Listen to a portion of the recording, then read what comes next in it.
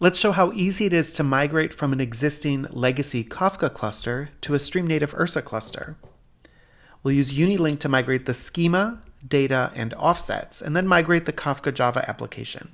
And as we go along, I'll show the migrated schemas and offsets in the StreamNative UI.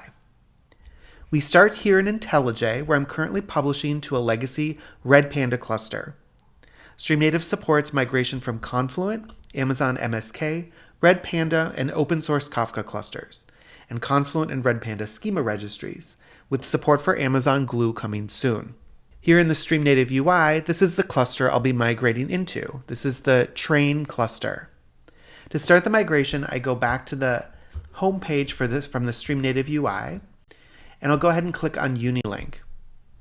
We start with the schema migration. So I'll go to Create, select Schema Migration, and since we're going to be migrating from a Redpanda cluster, I'm going to select the Redpanda Schema Registry. I'll paste in the Redpanda Schema Registry URL, and then under Authentication Secrets, I'll create a new one. We'll call this Training Schema, and for the API key, that's the username, and for the API secret, I'll go ahead and paste that in as well. And I'll click Confirm.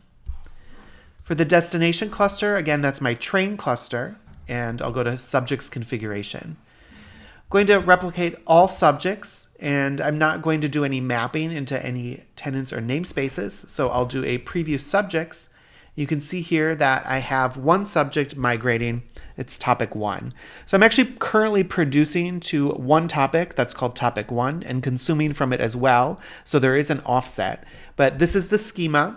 I didn't show an IntelliJ, but we're producing with an Avro schema right now to that topic. Go back to summary. Here you can see the job name. You can edit it here if you'd like. The source cluster information and the destination cluster information, and I'll go ahead and click Deploy. We'll wait just a minute for the schema registry or the status to update here on the schema migration. And once I hit refresh, it went into active. Before I go ahead and go into the data migration, I actually want to show you that when we go to the cluster specific information, I'll be able to actually view this schema. Here I've navigated into that train cluster, and on the left pane here you can see that there is an entry for schema registry. This is going to be the migrated schema that was migrated from that legacy Kafka cluster into this Ursa cluster. You can see the subject name here, and it's an Avro schema, and if you click on it, you'll go ahead and be able to see the details of that. So this Avro schema has two fields. It has an item, which is a string, and a name, which is a cost. It's associated with this specific topic, but if I can't go into the topic yet because the topic hasn't yet been created. That's actually going to be created by the data migration, which is what we're going to do next.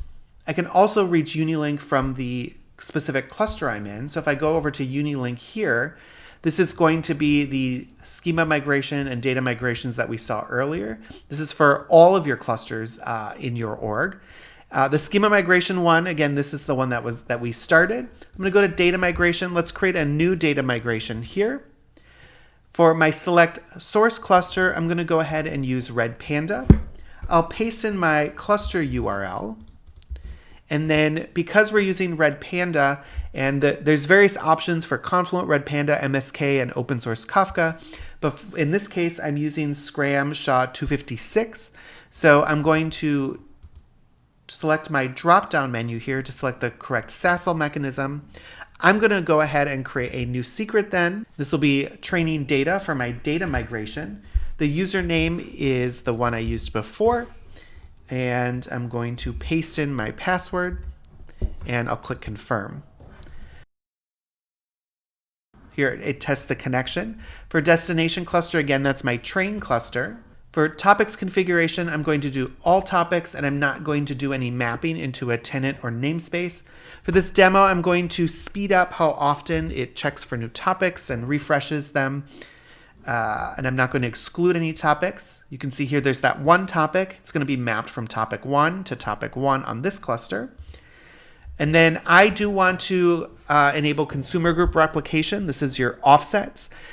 And I'm going to say all offsets. or all consumer groups, and I'm going to sync them every 15 seconds.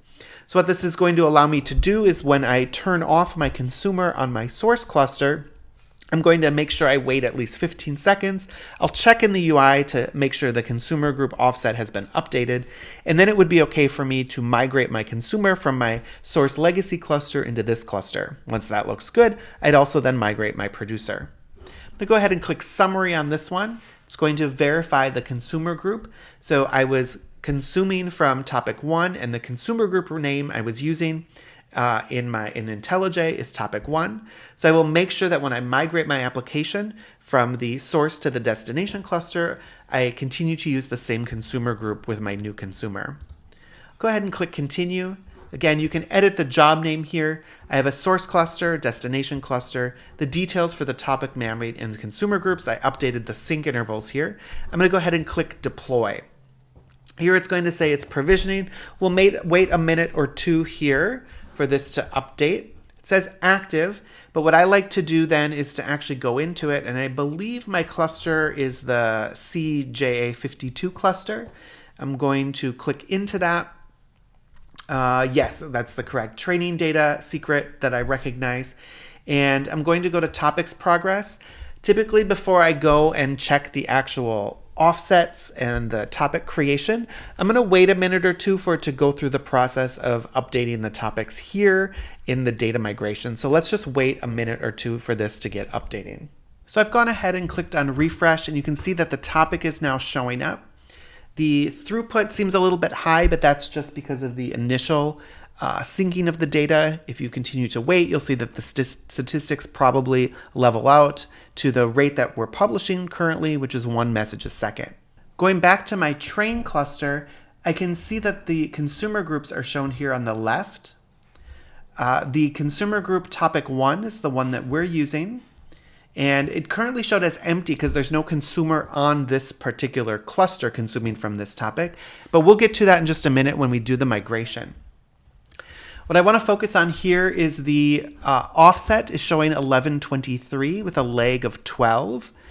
That is related to the current offset that is on the source cluster and where it thinks the position of the consumer is relative to the total number of messages.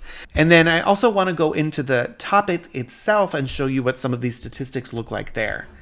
If I go into the tenants, the public tenant, the default namespace to topics, and look at topic 1, you'll also be able to view the schema here. So this is that same schema that we saw when we went to the schema registry, but now it's here for this particular topic. You can again see item and cost.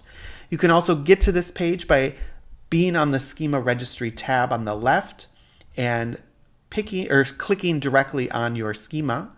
And then if you go to the associated topic, you'll get to that same page. On the clients page, I'll be able to see that consumer group that we were just looking at with that offset and lag. So in addition to using the schema registry and consumer groups on the left, there's the schema and the clients tabs in your specific topic. I'm going to go ahead and now stop the consumer on the source cluster. And what that means is the offset would stop moving forward every 15 seconds or so here on the destination. So here we're at 1228, and it is continuing to consume over on that source. But let me go ahead and show you what happens when I turn off that consumer. So here we are publishing and consuming from that source cluster. On the K-Avro consumer here, I'm going to stop this consumer. So the offset has now stopped moving forward. It should get migrated into my destination cluster one final time, and then the backlog should start to grow, or in this case, the lag, because we're continuing to produce messages on that source cluster, and they're migrating the data over. So here on that destination cluster that we're migrating to, you can see that the offset is now steady at 1278. That's where when we move our consumer over, it should start to pick up to read data again from. And then the lag is starting to grow because we're producing message on the source and migrating it to the destination, but the offset again is not moving forward. So because we can see that the offset is steady and the lag is growing, we can now migrate our consumer over to this destination cluster. So here I have a second consumer. It's reading from the same topic with the same consumer group, but it is set up to read the data from that destination cluster. If I go ahead and start up this consumer, we should see that it doesn't start at the first message, but instead starts wherever the consumer left off from the first cluster. So the offset had been migrated and the consumer is able to pick up exactly where it left off, but now consuming data from the destination. So we'll give this just a second to start up. And if I scroll up, we'll be able to see that it picked up at 1278. And that's where the last message would have been acknowledged correctly on the source cluster. And we can see that we're actually publishing data to the legacy cluster. This data is being migrated over to the destination and is then being consumed. It may take an extra second or so because of the migration. But at this point, let me hop on back to the UI and we'll take a look at how the offsets are progressing. So we can see that the offset has started to move forward because we have the consumer set up on our destination with a very small amount of lag. So at this point, because the consumer looks good, we're now going to migrate the producer over from our source to our destination. So here back in IntelliJ, I'm going to go ahead and stop my producer, which is producing to my legacy cluster. The last message that was produced is 1527. That is consumed on the destination. If I go over to my new producer, which is going to be pointing directly into my destination, I'm going to make an edit here so that it starts wherever it left off, just so we have consistency here. I'm going to do 1528, and let me go ahead and start up that producer. Again, this is no longer pointing into the source cluster, directly into the StreamNative Ursa cluster, and we will see that it does publish directly to the StreamNative cluster at 1528. And then you can see the consumer is able to pick up right where it left off. At this point, we can head back into the StreamNative UI. The offsets are progressing as expected for this topic. In fact, we're no longer using the source cluster at all. We're no longer using UniLink at all to do any of the migrations of the data or the schema or the offsets. So at this point, I'm not going to go through it in the video, but you could delete the data migration and the schema migration, and you could delete your legacy Kafka cluster. And we're fully migrated into the StreamNative Ursa cluster.